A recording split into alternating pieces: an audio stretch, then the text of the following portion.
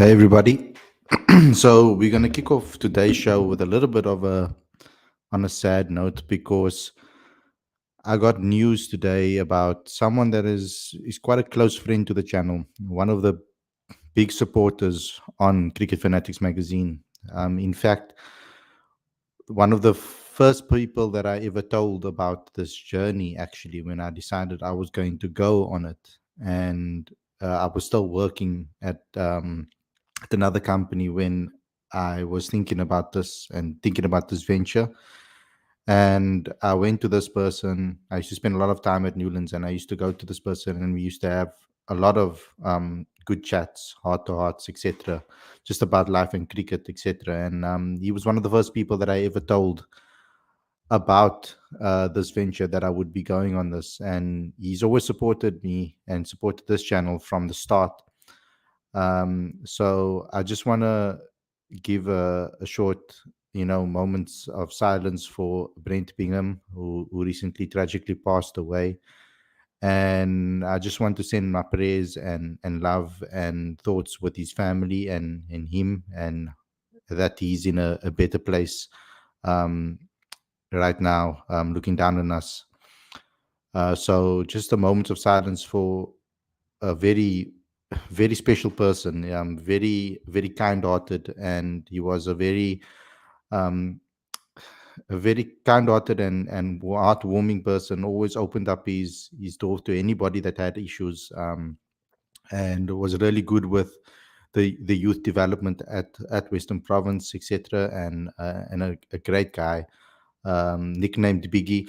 So this is just a short moment of silence to him, and may he rest in peace.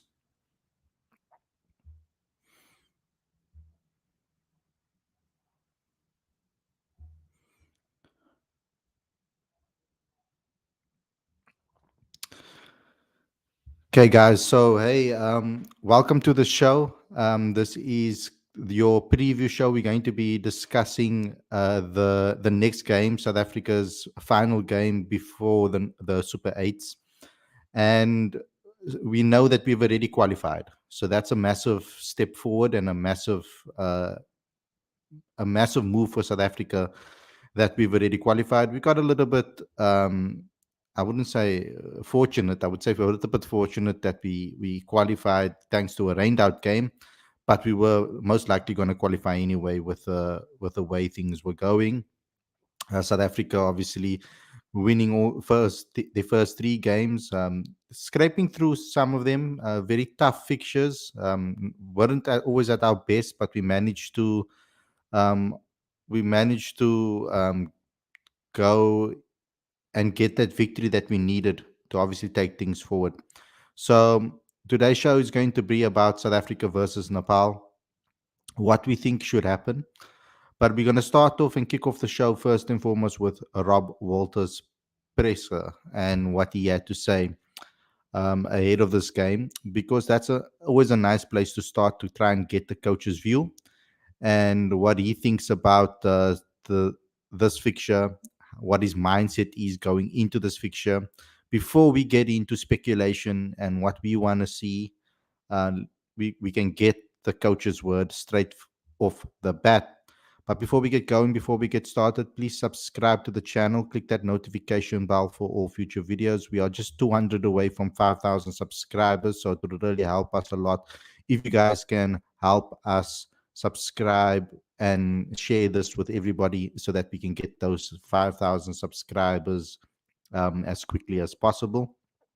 Also, smash the like button. You'll be helping us out a hell of a lot if you can smash that like button for us, and comment in the comment section after this video's finished streaming.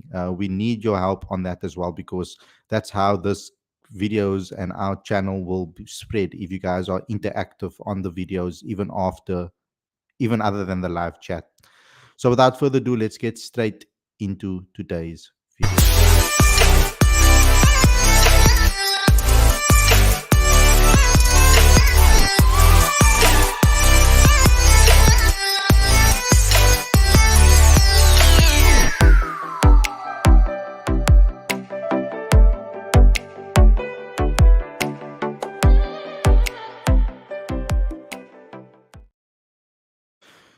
Good evening, everybody, and welcome to Cricket Fanatics Magazine. This is your preview show. I'm your host, Khalid Moidin, and this is the show where we talk about everything that has to do with South Africa versus Nepal, South Africa's final game in the group stages. So, first and foremost, let's just give you guys some information about to be taking on this side. And Nepal is a team that we're not very, very familiar with. They haven't been in great form in their last few matches, of course, but besides that, there isn't much to go on when it comes to South Africa versus Nepal, or when it comes to the Nepal side. Now, there is a player that I think that we need to look out for, and I think probably their best player is Sundeep Ajora. He averages 36.6 and a strike rate of 136 in 9 matches, and seems to be in quite good form. So he's someone that we need to look out for. And of course, they've got uh, Dipendra Singh Airy, I think you pronounce it, Airy. He's played 7 matches, has 9 wickets, 5.61 economy rate. So I think that's another player that we maybe need to look out for from a Nepal perspective. But in my opinion, I don't want to sound a little bit overconfident, but I feel that if South Africa just do all the things that they can do correctly, if they stick to their guns, if they play their game plans right, they will win this match. I don't think personally that we should sit with the same. I don't think we should try new things in this match. I know a lot of people are going to say that we must. Maybe I feel that we can probably rotate our bowlers a bit and give them a little bit of a rest before the Super 8s. But I do think that what we can do definitely is we can have a situation where our batters, right, can get themselves and play themselves into form. We're moving. We're not playing in New York this time around. We are actually playing in Kingstown. So it's a different pitch, it's a different wicket, different conditions, probably a lot better for batting. So it's a great opportunity for these guys, the ones that are out of form, to get themselves in form. But let's get the views from Rob Walter. I think that's the first and foremost what we need to start with. Um, and I think that's probably the best way to start this is to get the thoughts of the coach. So let's hear what he had to say, and we can get into that right now. Robbo, you guys have officially booked your place in the Super 8 with a game to spare. With that being said, could we see a change in the 11 for Nepal, giving others a run? Look, we'll not make too many changes unless the conditions tell us to do that. Obviously, it was a tough sort of outing in New York for the top order, so certainly, I don't want to change there. Want to allow guys to hopefully play on a better surface. From a bowling point of view, conditions were in our favour, very much. Being able to bowl in the mold that we do in South Africa from a hard lengths point of view, and just using the deck to give us that variation. But we still have areas in our game that we need to touch up on and improve on. So we want to keep some consistency there. We obviously want to keep getting better as a team. So as I said, conditions will dictate. So right off the bat, Coach Rob is going to approach this like you would approach any World Cup game. There's no thoughts of rotation or changing players or giving Ryan Rickleton an opportunity like a lot of fans have been asking for.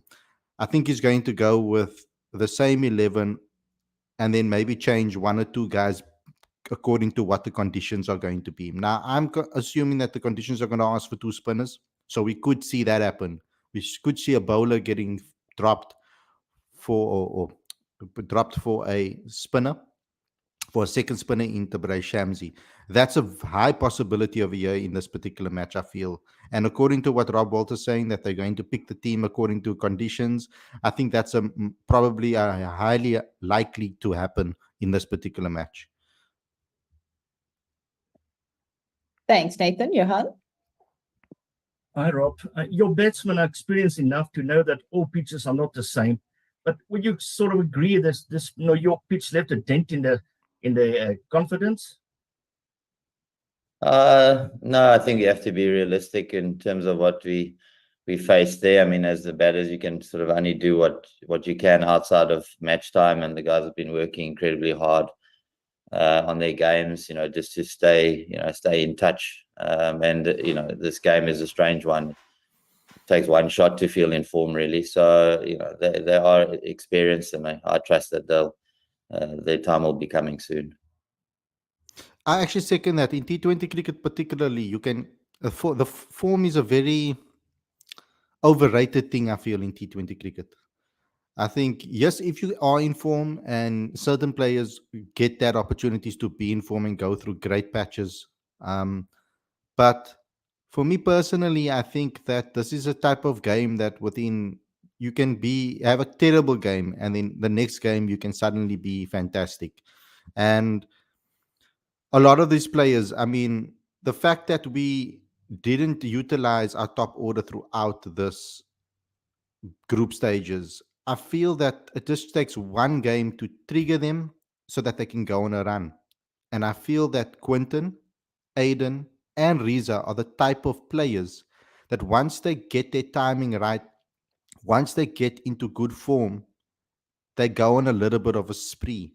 So I think that's a perfect opportunity because they're hitting the knockout stage. They'll hit the knockout stages in form, and most likely will keep that form throughout these stages where we most need them.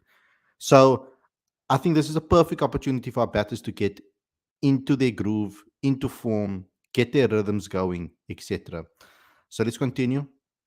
Thanks, Johan. For those. How's it, Rob? Rob, there's been quite a lot said about this, the surfaces, especially in New York. I'm just wondering more generally, results aside, just what do you think of pitches that are not producing 250 plays 250, and what do you think that does for the game?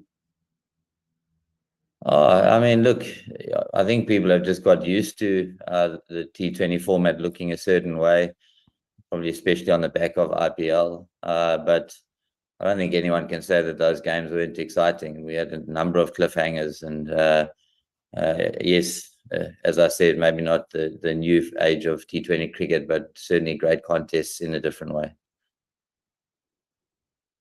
That's a blunt Thanks for those, answer. Ken. Like a bland answer, I mean. Thanks, Lucy. How's it, Rob? Rob, obviously it's a bit difficult being so far away, knowing what the messaging has been like to the top order. And now you're going to a ground, Kingston, where I think the first match is being played tomorrow, so you don't really know yet how that pitch is going to behave. But was the messaging to the top order in New York sort of along the lines of play more sort of normal cricket, given how tough it was batting there? And how difficult is it then if you get to Kingston and it's like say an IPL pitch where you're looking at 200 plus? How difficult is it to change the messaging? Good question. At such short notice, and for them to obviously follow that? Look, I think, our sort of default in terms of the way we've been playing for a period of time, is that sort of aggressive, expansive brand. So it's not like the guys are not used to doing it. So being able to click back into that form in terms of how we play, I don't think will be too tough. I suppose that is just what the guys do these days. The pitch in New York was tough purely because you had variable bounce both laterally and horizontally, so or vertically rather. So it made it tough to make good positions, to take anything on, because you just didn't know what was coming your way. But as soon as the pitches are good, I think the batters understand what is required and how to play from there. Yeah, I don't think I'm worried about this batting lineup when the pitches are favoring batters. I mean, clearly we've seen now while they can perform. But in tricky conditions, we've always had an issue, and it still remains an issue. But the only bit of comfort that I feel is that everybody struggled on these pitches. Even India, who is supposed to be one of the best teams in the world when it comes to this format. So I'm not too worried about this, and I feel that this Nepal game is coming at the perfect time, and it's actually a perfect scenario for these batters to get themselves into form again. And Nepal will want to actually get a victory under their belt, and South Africa is a type of team that they can beat anybody and they can lose to anybody. We've seen that happen plenty of times. So it's not a game to take lightly. They need to take this as if they. I would have given the message. I would tell them to take this game as a game that you would have played if you needed a win, if you needed a victory to qualify. So this is the way they should approach it, and they should definitely try and get themselves into good form. Spend as much time. The top order needs to spend as much time in the middle as possible. The top three. So if they can do so, that will really, really help. I would say even the top four. Tristan Stubbs, I think, also needs maybe a good milestone under his belt, perhaps a quick score that can also boost himself in this tournament before the knockouts, just to give ourselves the best opportunity and the best position before the knockouts. Thanks. We'll go Talfa next. Things are here. Thanks, Lucy. How's it, Rob? I just wonder whether you have any first-hand intelligence on what the surfaces might be like from here. Are you talking to anybody in the Caribbean, or is it a case of you pitch up and make up your own minds? Yeah. Look, we've got a few guys here who we speak to. We obviously connect with the groundsman. Donovan Miller was with, spent a bit of time with us at the West Indies T20 series prior to the World Cup. We lean on him a little bit from a surface point of view, as a guy who's really, done his trade here in the T20 circuit in the West Indies. Our bus driver at 3 a.m. in the morning when we arrived told me that when the sea's rough, then there's bounce and pace, and when the sea's calm, then it spins. So that was a nice bit of intel as well. So we gather it from wherever we can. Most importantly, I still want us to be able to respond to the conditions in front of us, and be able to figure out a method to win, which I thought we did well in New York. Yeah, we did it okay in New York. Thanks, We Talfa. found a way. Here. Definitely did.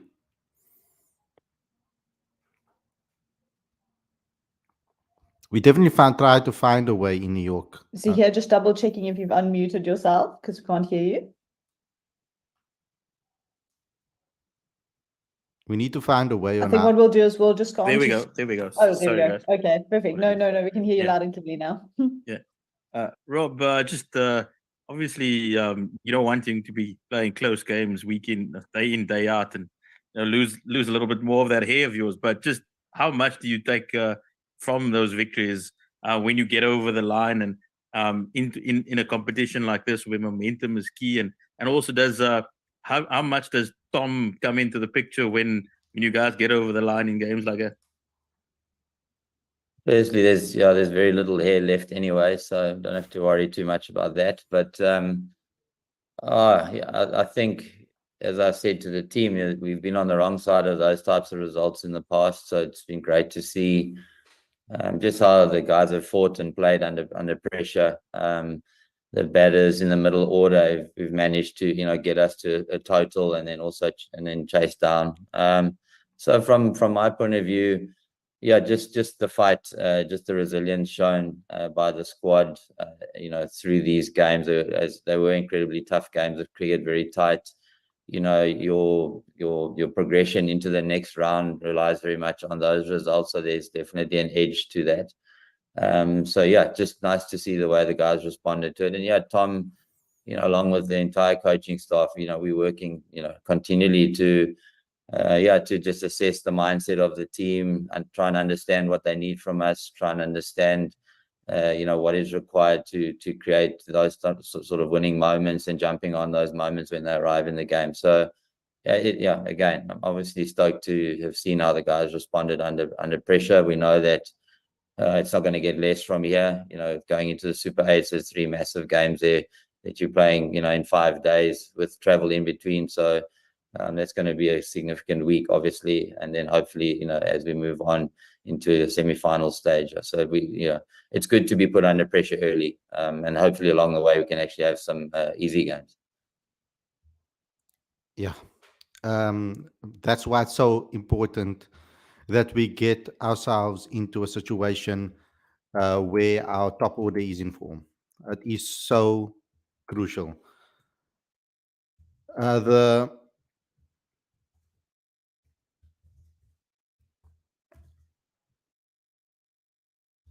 Sorry, guys, I just want to check something.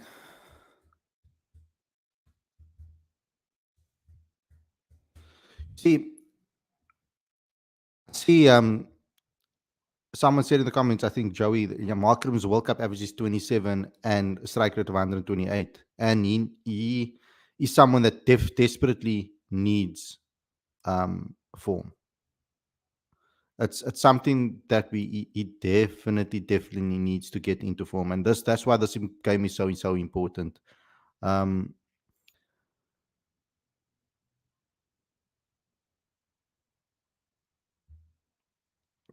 The Super 8 is obviously going to be so important, and the way it works is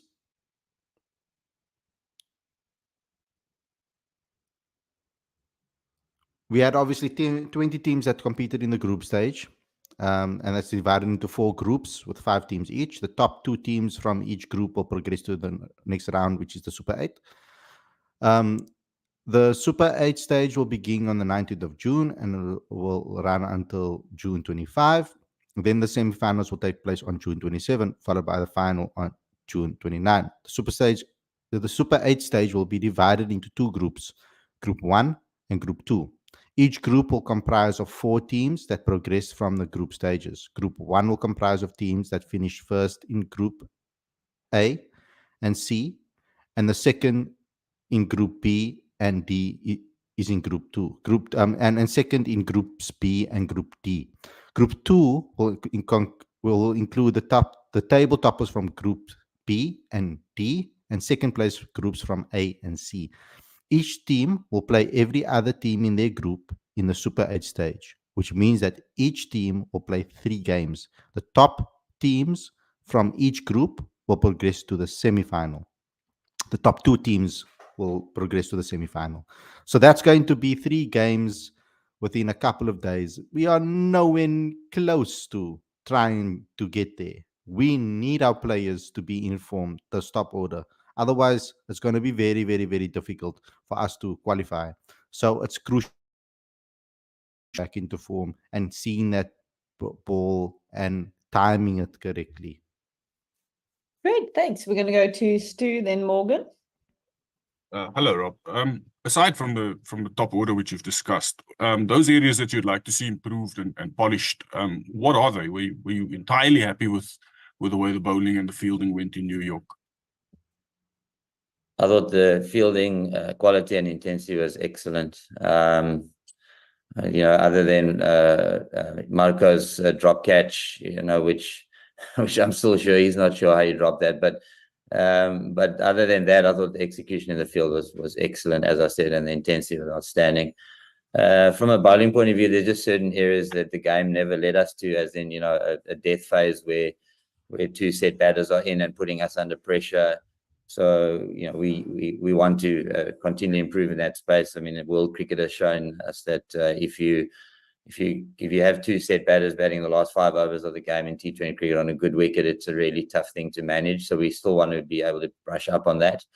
And as a bowling unit overall, we just continue trying to be better, trying to execute our skills better than the day before. I thought there was a great progression from a bowling point of view, and how the guys responded to those conditions was excellent. And then from a batting point of view, hoping that we can get some surfaces that allow the guys to play their brand, their expansive brand, and really show the other side of their skill sets.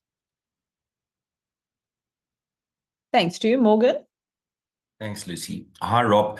Rob, the last time we spoke to you, there were still question marks about Onrich, and you backed him, and he certainly has stepped up to the plate. He's been absolutely immense. And then also just a word on that final over of Kesh at the death in that game against Bangladesh. That was also just an outstanding moment in the World Cup for South Africa. Yeah, look, at the end of the day, I suppose you just have, you got to trust your performers, your seasoned performers. As I said, in the interviews prior, it's just you watch someone in their work, you watch someone doing the things that they're doing in training, and it's not translating to the cricket field from a match day performance point of view. But you got to trust what you're looking at, and trust that those types of players will come good. And he certainly has started with a bang. So more than anything, I'm just happy for him. I know the work that he put in, and to experience what he did coming back from injury, and then to go through that and come out on the other side and perform like he did is kudos to him as a performer.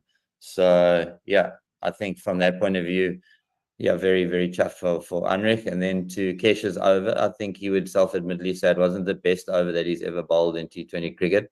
But it was nice to have the rub of the green go our way, and for him to, again, there'd be very few guys who work harder on their games than Kesh does. So for him to get to bowl that last over and come out on the other side successful is awesome.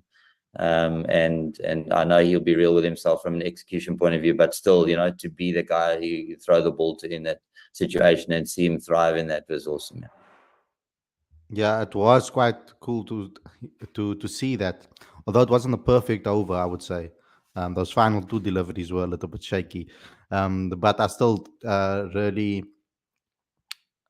praise him for the way he approached it, though. And the Thanks, fact that Morgan. he We're going even to go approached Ken, it. then we'll look to wrap with Stu if there are no further questions. Yeah, Rob, congratulations on reaching the Super 8 from a pool of death, by the way. You mentioned, obviously the coaching staff will be very happy with the way the guys have come through tight games. How are the players feeling, though? How's the mood in the camp? Are you sensing that there's a bit more belief, a bit more confidence? Obviously, it's easy to be chipper when you're winning. So, but from a team point of view, I think everyone is, just pretty chuffed that they come out on the right side of the results and the way that we fought as a unit. Obviously, winning creates belief. I don't think that, belief is something that this team struggles with most of the time or all of the time. I think they back themselves, and we certainly back them as a coaching staff.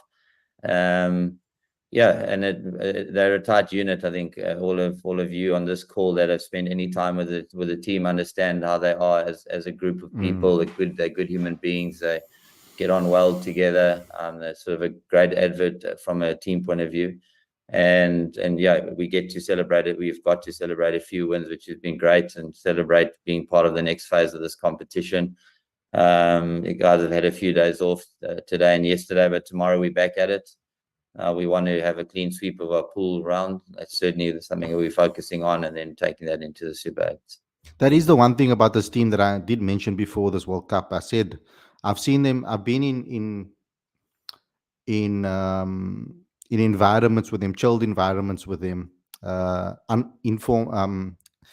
informal environments with them, where they've interacted, and I've hung out with a couple of groups of them in informal settings, etc. So I've seen how they are together, and if you can just stand in a room and all of them are in a room together, and you just scan, you will see how everybody just gets along. And that's the one thing about this Proteas unit that I feel is different to other Proteas units of the past. Everybody in this group are quite tight, quite close. They get along well. The age gaps aren't too huge, so they can actually relate to each other and have conversations and spend time together. And they actually are a group of players that are tight, and I would say that they have a lot of fun together too. So that's a positive feeling that I've always gotten with this group of players. So that's really good to have that type of spirit in your team, because you know that your players are also the players in the side are also going to try and fight for the opposition number for their fellow cricketers. You can see how much it means, and the passion and the celebrations they have when others succeed. So where their teammates succeed. So that's a positive, and it's always very important to have a team environment like that. Thanks, Stu. And then I see Zahir also has his hand up, so we'll look to wrap with Zahir. Go ahead, Stu. Thanks. Rob, just sort of from a broader picture perspective, you guys have got your own goal over there, but part of this tournament is trying to sell the sport to the US. You guys were pretty central to that in New York, playing 3 games there. I was wondering, from your perspective and even from the team perspective, how they felt, you impacted the United States as far as, getting Americans to like cricket. Look, their frame of reference is baseball, so hopefully they found it a bit more exciting than that. There's no disrespect to my Baseball's Yankee boring. colleagues that we met along the way, but yeah, I suppose if you had a very little frame of reference around the game and you got to watch those games, yes, traditionalists would say that there wasn't enough runs scored, but they were still great adverts, I think, for the game of cricket. Just walking out onto that field. Amazing to think that that's a temporary field that was popped in the middle of a park. It's just unbelievable, really, to think about it. So, whilst there were a few things, from a field point of view that were not ideal, I still believe that we grew the game. I still believe, if you look at that Bangladesh game, I mean, there was a seriously good crowd there. Not many Safas there, by the way, a lot of Bangladeshi supporters, but it was still a great vibe. It was still a great game. And so hopefully the game has grown and people have watched, and certainly the person from the Yankees that we were liaising with came to watch his first game. He got to watch India, Pakistan. So from that point of view, he walked away thinking great things about this game of cricket. So we hopefully have spread the love a little bit about the game, and we've got a few more supporters because of it. And perhaps if their frame of reference is baseball and they're seeing so many, they're not seeing many boundaries fly to the for six, etc. Because a home run is extremely difficult to hit in baseball. So the fact that these games are a little bit lower scoring, that might have been the right introduction for them to cricket. When they start to realize what cricket's actually about, as things go, as their understanding and learning and education of the game gets a little bit stronger, they will start to understand that, bigger scores, what that actually means. But that if he shows games of 200, 300, they might have thought, maybe this game is a little bit too easy, given their frame of reference is baseball. So, yeah, I think it's from that perspective, for Americans, it would have been probably a nice introduction to that, into the sport. Thanks, Stu. So here. Rob, obviously you guys don't have the permutations you in the Super 8s, but if you look at the other groups, there are quite a few big teams that are on the brink, and particularly the Group B, Australia, England. Australia have come out and said if they can manipulate the result against Scotland and to get England out, they'll gladly do it. If you were in a position like that, what would your message be to your side if it was England or Australia that you had the potential to send back home? It's just lovely to sit back and watch those two ding-dong battle each other whenever they get the opportunity to. So it makes for some entertaining reading and watching. Yeah, certainly there'll be zero manipulating of anything from our point of view. We're just trying to play the best game of cricket we can each time. But yeah, very chuffed that, that we're not sitting in that position. And that sort of thing, we've taken care of our own destiny from the next phase point of view. The rest of the pool phase is going to be very, very interesting, and it's going to be very interesting to see, what happens in the pools that are still to be settled. But yeah, certainly that England one is an interesting one, and obviously the Afghanistan, New Zealand, West Indies pool is interesting, and then USA on the brink as well, and that'd be a hell of a story if they manage to get through there. So yeah, there's lots of exciting cricket still to be played. And very happy that I can sit back and watch it with a lot less emotion attached to it. Okay, that was Rob Walter's press conference. So we got our understanding of what's going to happen. So first and foremost, with the team, I think we should keep the same top six.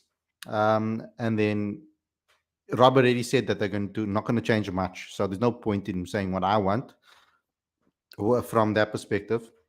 But what I think is, if it's just spinning conditions and a little bit of a slower wicket, I would like to see the Bray Shamsi come in. The big question is for who? For me personally, I think we can maybe give someone like Anrich Nokia some time on the side to just chill, because I feel that he's a type of player that doesn't necessarily need to play every single game for him to be great. We saw him go on a whole spell of bad form over the last couple of months since his return from injury, and then World Cup ban on the money. So I don't think it's we need to, like, especially with the express pace that he bowls, a good rest would be good for him. I think it can only do what it can only be great for him. I feel like someone like KG, we're gonna think of dropping KG. KG is the type of player that I think needs rhythm. He needs to build himself up to that stage. I don't think he's the type of player that can be out for a while and then suddenly just come back and then just be brilliant. I think he does need some time to get himself into form, I would say, or into a good rhythm. For him to hit his straps. You could see this World Cup so far, he's just improved every game. He's gotten better and better and better. He started off okay. Second game was a little better. Third game was even better. So he's getting a lot better as the tournament goes along, and I think he needs to continue to play throughout this tournament, because even if he does pick up an injury, having the likes of Lungi, Nandre on the bench to come in for him isn't a bad replacement. Given that KG hasn't necessarily contributed with wickets. It's more that of his skill set that we are relying on, his experience and his skill set that we are relying on to try and keep the game kind of economical, to keep the runs down, even though he hasn't done that to his best of ability. So for me, I'll make that one change. I'll bring in Bray Shamsi for maybe someone like Anrich Nokia. And that is not a dig at Anrich. It's not because I'm saying that Anrich should be dropped. He's our best bowler at the moment. He's been excellent. I just think that if the conditions are for two spinners and we're looking for a seamer to give a little bit of a rest, I feel that Anrich Nokia has deserved it, given his performances in the first 3 games. So that's the only change I'll make. And it's probably the only change I think that Rob would make if there's spinning conditions. If the pitch isn't for spinners, for two spinners, then I'll keep the same 11 and just go out there and try and play the best cricket that we can. Our top 6, I think they need to try and find a way to get form, especially Quinton, Riza, and Aiden Markram. I think that Riza is a form type player.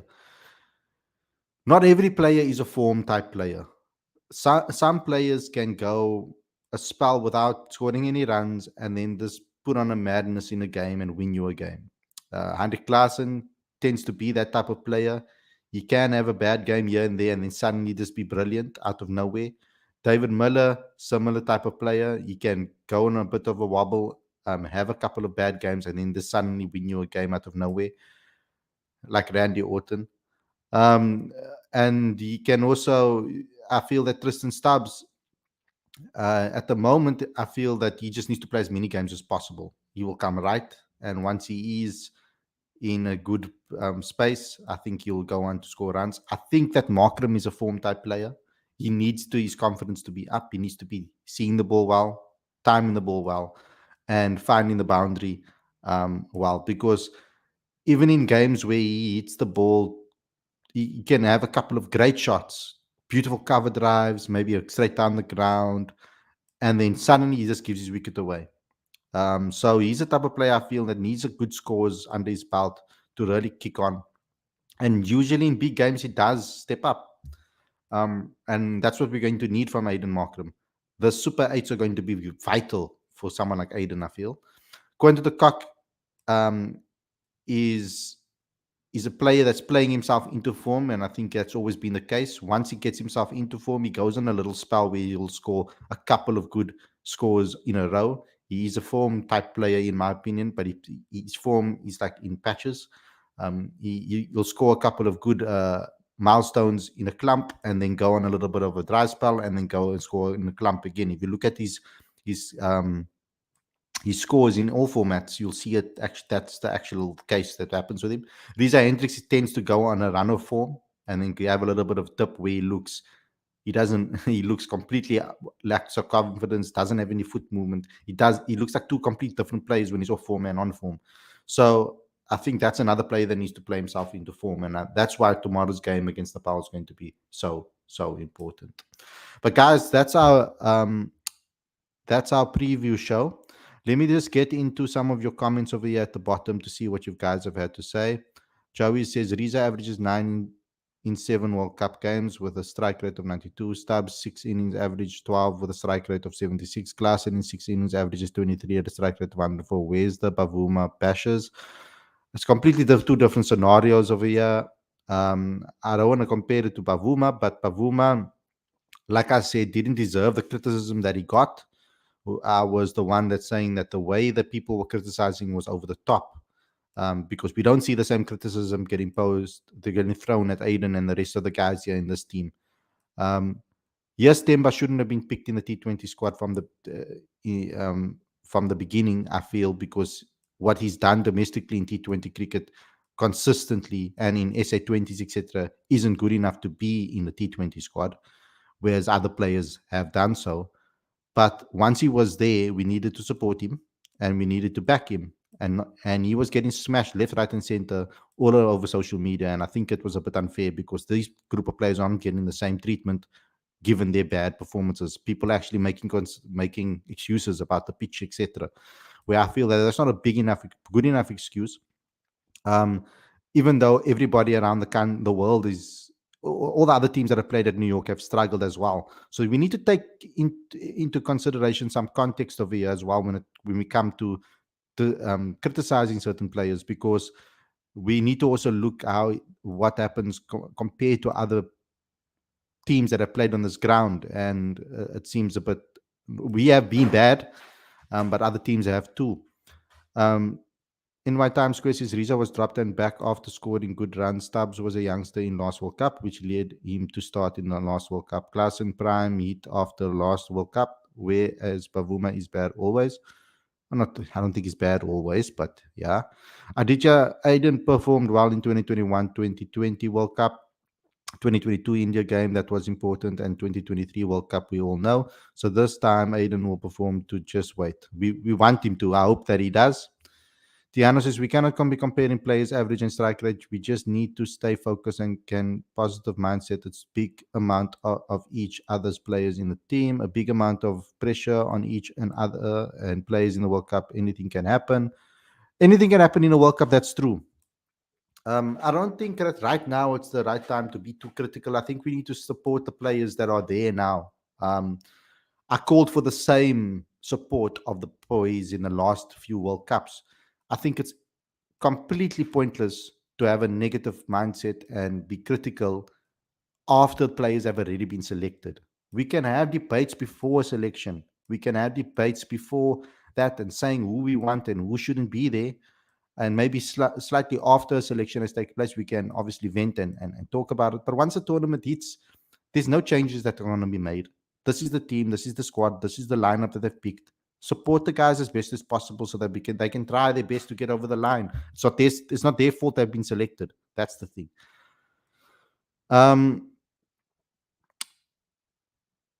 Nadika says Klaasen better than everyone. He can beat single-handedly other teams. Sam saying, Holly, please bring Aiden Marking into the show during the World Cup. If not, after the World Cup, just bring him for now. Try bring Drevo Bears onto the show. I will try my best, but World Cup, it's almost impossible to get interviews. It's actually impossible to get interviews during the World Cup. You need ICC permission. So I can't get Aiden during the World Cup, especially now. I don't want to get him now as well, because he should be fully focused on the game and his duties for the IPL. He shouldn't be on a fan channel talking to us. So I'll try after the World Cup and see if we can try and get a I'll see if I can try to get an interview with him after the World Cup. We're going to have to obviously check how they do, and then according to that also try to assess the situation and be understanding of how he is and how busy he is after this World Cup.